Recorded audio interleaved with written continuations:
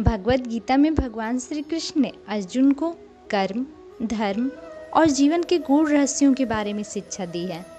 गीता के अनुसार अच्छे लोगों के साथ बुरा होने के कई कारण हो सकते हैं, जिनमें कर्म, पुनर्जन्म और माया प्रमुख हैं। यहाँ हम गीता के प्रमुख सिद्धांतों के आधार पर इस प्रश्न का उत्तर देने का प्रयास करेंगे। कर्म का सिद्धांत। गीता में भगवान श्री कृष्ण ने कर्म के सिद्धांत पर बहुत जोर दिया है। कर्म का अर्थ है कार्य या क्रिया और इसका परिणाम कर्म फल कहलाता है। गीता के अनुसार प्रत्येक व्यक्ति अपने कर्मों के फल को भोगता है, चाहे वह अच्छा हो या बुरा। कर्मयोग। भगवान श्री कृष्ण ने अर्जुन को कर्मयोग की शिक्षा दी, जिसमें उन्होंने कहा, कर्मणा वाधिकारस्ते माँ फलेषु कदाचन। गीता अध्याय 2 श्लोक 47। इसका अर्थ है कि व्यक्ति को केवल अपने कर्तव्य का पालन करना चाहिए और फल की चिंता नहीं करनी चाहिए। यह सिद्धांत बताता है कि अच्छे लोग भी अपने पिछले जन्मों के कर्मों के कारण इस जन्म में कष्ट उठा सकते हैं। कर्म का फल एक जटिल प्रक्रिया है, जिसमें वर्तमान और पिछले जन्मों के कर्म सम्मिलित होते हैं। पुनर्जन्म और प्रारब्ध। गीता में पुनर्जन्म का सिद्धांत भी महत्वपूर्ण है। श्री कृष्ण ने कहा है कि आत्मा अमर है और शरीर नश्वर। आत्मा बार बार जन्म लेती है और पिछले जन्मों के कर्मों के फल इस जन्म में भोगती है। प्रारब्ध कर्म। गीता के अनुसार प्रारब्ध कर्म वे कर्म हैं जिनका फल हमें इस जन्म में मिलता है। हमारे वर्तमान जीवन की परिस्थितियाँ हमारे प्रारब्ध कर्मों का परिणाम है। जातस्य हि ध्रुवो मृत्यु ध्रुवम जन्म मृतस्य च। गीता अध्याय 2 श्लोक 27। यह श्लोक बताता है कि जो जन्म लेता है उसकी मृत्यु निश्चित है और जो मरता है उसका पुनर्जन्म भी निश्चित है। यह चक्र तब तक चलता रहता है जब तक आत्मा मोक्ष नहीं प्राप्त कर लेती। माया और दुख। गीता में माया को एक महत्वपूर्ण तत्व के रूप में वर्णित किया गया है। माया भगवान की शक्ति है जो जीवों को इस संसार में बांधती है।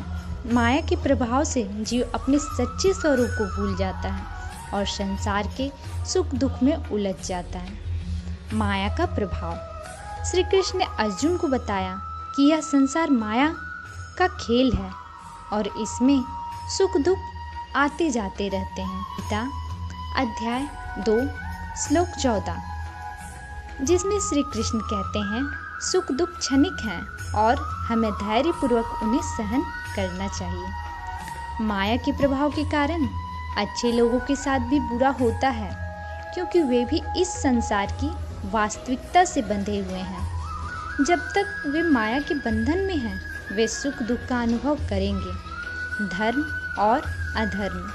गीता में धर्म का बहुत महत्व है। श्री कृष्ण ने अर्जुन को उनके कर्तव्यों का पालन करने और धर्म की रक्षा के लिए प्रेरित किया। धर्म के मार्ग पर चलना। अच्छे लोग अक्सर धर्म के मार्ग पर चलते हैं, लेकिन इसका अर्थ यह नहीं है कि उन्हें कोई कष्ट नहीं होगा। श्री कृष्ण ने अर्जुन को बताया कि धर्म का पालन करने में भी कठिनाइयाँ आती हैं, लेकिन इन कठिनाइयों का सामना धैर्य और साहस से करना चाहिए। गीता अध्याय 2 श्लोक 38। इसका अर्थ है कि सुख दुख, लाभ हानि और विजय पराजय में समभाव रखते हुए अपने कर्तव्यों का पालन करना चाहिए। अधर्म का प्रभाव। धर्म के विपरीत अधर्म का प्रभाव भी संसार में है। जो लोग अधर्म के मार्ग पर चलते हैं वे भी अपने कर्मों का फल भोगते हैं, लेकिन कभी कभी अधर्म के कारण अच्छे लोगों को भी कष्ट झेलना पड़ता है, क्योंकि वे उस समाज का हिस्सा हैं जहां अधर्म का प्रभाव है। समत्व भाव। गीता में समत्व भाव या समदृष्टि का महत्व बताया गया है। श्री कृष्ण ने अर्जुन को बताया कि हमें सभी परिस्थितियों में समान भाव रखना चाहिए, चाहे वह सुख हो या दुख। समत्व योग। समत्व योग उच्यते। गीता अध्याय 2 श्लोक 48। यह श्लोक बताता है कि समत्व भाव ही योग है। इसका अर्थ है कि अच्छे लोगों को भी अपने जीवन में आने वाले दुखों को समभाव से स्वीकार करना चाहिए और अपने कर्तव्यों का पालन करना चाहिए।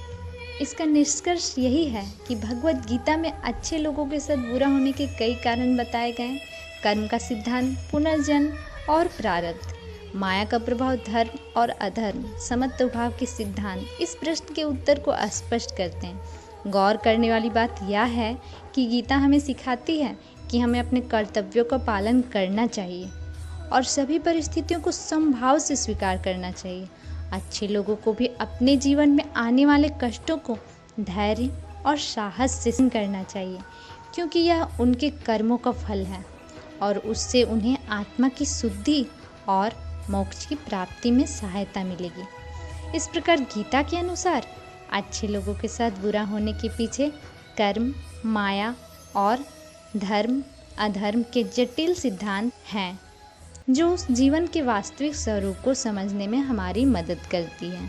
दोस्तों, अगर ये वीडियो आपको अच्छी लगी तो लाइक, शेयर और सब्सक्राइब ज़रूर करें। धन्यवाद। फिर मिलती हूँ अगली वीडियो में।